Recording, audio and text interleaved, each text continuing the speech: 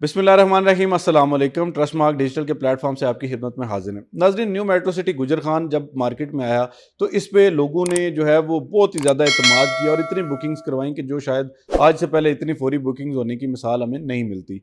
और इसमें जो है ना सिर्फ रावलपिंडी डिवीजन के लोगों ने बल्कि इसके अलावा लाहौर तक जो है वो लोगों ने इसमें आज़ाद कश्मीर के लोगों ने और मुख्तलिफ इलाकों से लोगों ने बुकिंग्स इस वजह से करवाई क्योंकि इस प्रोजेक्ट पे इनके डेवलपर्स पे लोगों का बेहतरीन एतमाद था। लेकिन अब जो है वो जैसे कि आप देख रहे हैं कि मेट्रो सिटी मंडी बहाउद्दीन में दोबारा लॉन्च कर दी गई है और इसमें जो है वो डिफरेंट रेट्स और डिफरेंट प्लॉट साइजेस ऑफर किए गए हैं। लेकिन एक चीज़ जो है वो बड़ी वाज़ेह नज़र आ रही है, वो ये नज़र आ रही है कि लोगों का एतमाद न्यू मेट्रो सिटी मंडी बहाउद्दीन पे उस तरह से नहीं बन पा रहा। शायद उसकी बुनियादी वजह जो है न्यू मेट्रो सिटी गुजर खान है। तो आज हमारे साथ मौजूद हैं सैयद राहत जुल्फ़िकार, इनसे जानते हैं। शाह जी, ये बताइएगा कि न्यू मेट्रो सिटी गुजर खान में लोग इस वक्त बहुत गम और गुस्से का इजहार कर रहे हैं। एक तरफ तो जो है वो उनके प्लॉट्स की बैलेटिंग उस तरह से नहीं हुई, बहुत लिमिटेड प्लॉट्स की बैलेटिंग हुई। दूसरी तरफ जिस तरह रिकवरी के लिए, इंस्टॉलमेंट्स के लिए जोर दिया जा रहा है, लोगों को कैंसिलेशन के हवाले से बार बार बताया जा रहा है। तो ये तमाम चीज़ें जो है होने के बावजूद अचानक से न्यू मेट्रो सिटी का एक नया प्रोजेक्ट लॉन्च कर देना, तो लोग तो बहुत तशवीश का इजहार कर रहे हैं। तो इस हवाले से आप क्या कहेंगे? बिस्मिल्लाहिर्रहमानिर्रहीम। देखें जी, सबसे पहले जब मेट्रो सिटी गुजर खान लॉन्च हुआ था तो हमें तब से ही अंदाज़ा था और तब से सोसाइटी ने ये क्लियर किया था कि मेट्रो सिटी मंडी बहाउद्दीन इसके बाद नेक्स्ट प्रोजेक्ट है। अब मुल्क में मुख्तलिफ तरह के क्राइसिस आए, ठीक है। तो उसके बाद हमने जो मेट्रो सिटी गुजर खान है, जब भी साइट विज़िट करते हैं तो हमें जो डेडिकेशन नज़र आती है ना, उसको देखते हुए ये अंदाज़ा लगाना जो है, मैं कहता हूँ गलत नहीं होगा कि सोसाइटी जो है वो सिंसियर है अपने तमाम इन्वेस्टर्स के साथ। यानी वो तमाम लोग जिन्होंने न्यू मेट्रो सिटी में इन्वेस्टमेंट कर रखी है, अगर सोसाइटी या तो सोसाइटी के पास फंड्स जनरेट करने के लिए ये ऑप्शन हो सकता है कि वो सोसाइटी में नया ब्लॉक लॉन्च कर दें या सोसाइटी दर सोसाइटी लॉन्च करते जाएं। तो मेट्रो सिटी गुजर खान के बाद का प्रोजेक्ट मेट्रो सिटी मंडी बहाउद्दीन बहुत पहले से डिक्लेयर्ड है।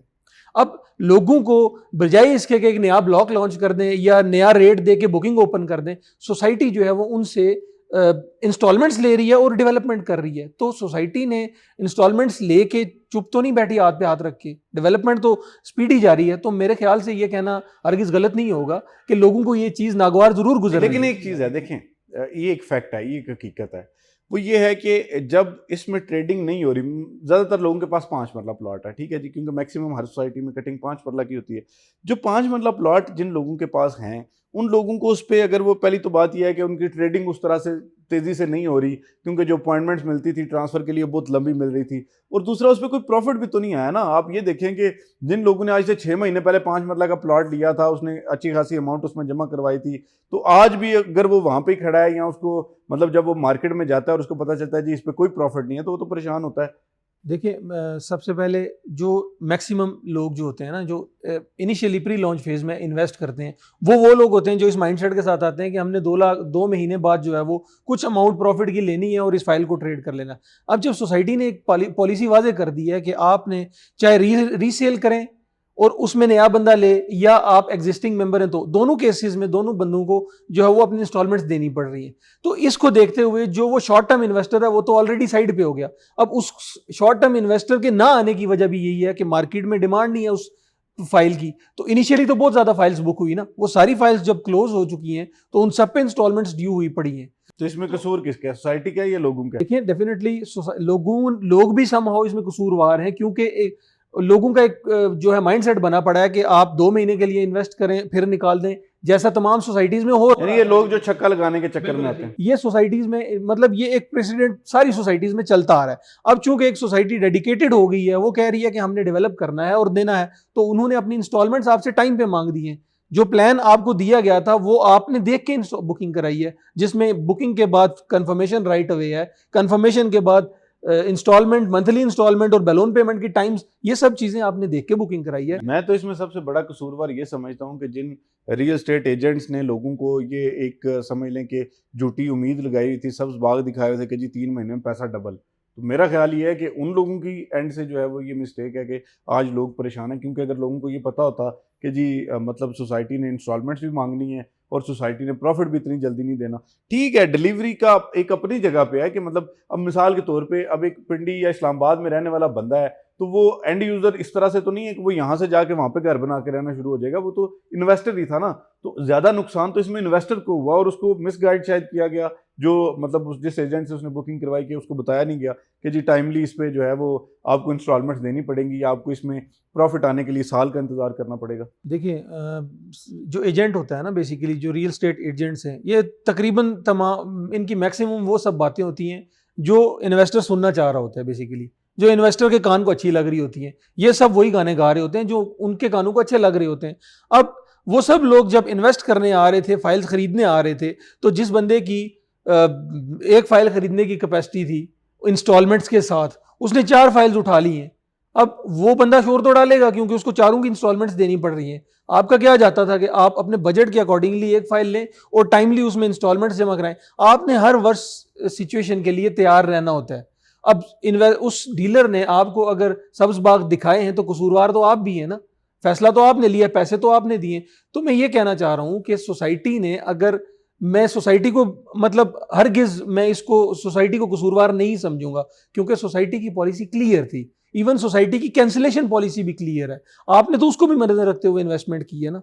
तो इसमें सब लोग ही कसूरवार हैं। आप जब भी इन्वेस्टमेंट करते हैं आप अपने बजट के हिसाब से देखा करें और इंस्टॉलमेंट प्लान को जरूर मद्देनजर रखा करें। जी, जैसा कि आपने सुना कि ये जो डिस्कशन हमारी हुई इसमें 2-3 चीज़ें वाज़ेह होती हैं। एक पहली चीज़ ये है कि अमूमन जो हमारा बुकिंग फॉर्म होता है उसके पीछे जो टर्म्स एंड कंडीशन सोसाइटी ने लिखी होती है उसमें उन्होंने बताया होता है कि जी अगर आप इतने टाइम तक अपनी इंस्टॉलमेंट नहीं देंगे तो इस सूरत में आपकी फाइल कैंसिल भी हो सकती है।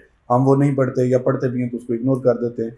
दूसरी चीज़ ये कि मतलब ये भी ज़ाहिरी तौर पे मतलब आम लोगों का ही कसूर है कि वो ये समझते हैं कि जी मतलब ये जो हमारी अगर कैपेसिटी एक प्लॉट की है तो शायद छक्का लग जाएगा तो वो 2 प्लॉट, ये कोई मतलब उस तरह इनामी लॉटरी तो है नहीं। जाहिर बात है रियल एस्टेट एक मुनज़्ज़म सेक्टर है, इसमें जो इन्वेस्टमेंट्स लोग करते हैं तो वो एक बड़े मुनज़्ज़म तरीके से करते हैं और इसमें ऐसा नहीं होता कि मतलब आपका, हाँ कुछ एक्सेप्शनल केसेस में छक्का लग जाता है लेकिन वो ज़रूरी नहीं होता कि हर जगह पे आपका छक्का लग रहा हो। और जो रियल एस्टेट से ताल्लुक़ रखने वाले लोग, हम खुद रियल एस्टेट से ताल्लुक़ रखते हैं, हमें भी अगर दूसरे वर्ड्स में आप कहें डीलर हैं तो हम हैं डीलर्स, लेकिन मसला ये होता है कि आपकी क्लाइंट सेटिस्फेक्शन बहुत जरूरी होती है।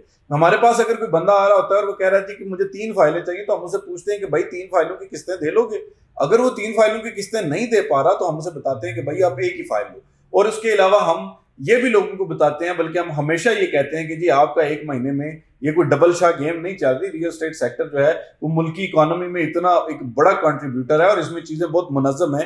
हाउसिंग सोसाइटीज़ में जो है वो आप जाके देखेंगे, उनकी मैनेजमेंट को देखेंगे तो वहाँ पर मुल्क के नामवर और टॉप यूनिवर्सिटीज़ के टॉप ग्रेजुएट्स बैठे हुए हैं। वो ऐसी पॉलिसीज बनाते हैं कि जो कि मुल्क की इकोनॉमी के लिए बेहतर होती है और लोगों के लिए बेहतर होती हैं। लेकिन कुछ जो अनप्रोफेशनल लोग होते हैं वो जब आपको छक्के के चक्कर में जो है वो आपको कहते हैं कि जी मतलब आप छक्का लगाने के लिए क्रीज से बाहर आए और जो यहाँ बाहर आते हैं तो आप स्टंप आउट हो जाते हैं। तो बुनियादी तौर पे गलती उसमें जो है वो छक्का लगाने वाले की और लगवाने वाले की होती है, सोसाइटी की नहीं है। सोसाइटीज की पॉलिसीज वैसे भी क्लियर होती हैं। न्यू मेट्रो सिटी बहुत अच्छे तरीके से, बहुत डेडिकेटेड तरीके से अपने प्रोजेक्ट को डेवलप कर रहे हैं और डिलीवर करने के वहाँ हैं। और मेरा ख्याल है कि ये जो एक आम तौर पर लोगों को तासर दिया जाता है जी वो मेट्रो सिटी गुजर खान से पैसा उठा के जी मंडी में ले गए, ऐसा नहीं होता। ये बड़े ग्रुप्स हैं और इनके पास जो है वो एक बड़ी इनकी नेटवर्थ होती है और ये जो है ये किसी भी सोसाइटी को जब प्लान कर रहे होते हैं तो उसके साथ अल्टरनेट में 2-3 सोसाइटियां और भी प्लान कर रहे होते हैं। ऐसा नहीं होता कि इधर से पैसा इकट्ठा ज्यादा आ गया और अगली साइड पे जाकर उन्होंने लगा दिया। तो इसलिए आप अपने कॉन्सेप्ट को क्लियर रखें। न्यू मेट्रो सिटी गुजर खान इंशाल्लाह आपको बेहतरीन फायदा देगी, लेकिन उसके लिए जरूरी है कि आप उनकी पॉलिसीज पर अमल करें, क्योंकि सोसाइटी की पॉलिसी पर अमल ना करने वाला हमेशा नुकसान उठाता है। आज तक वीडियो के लिए इतना ही। रबी इजाज़त दीजिए। फी अमान अल्लाह।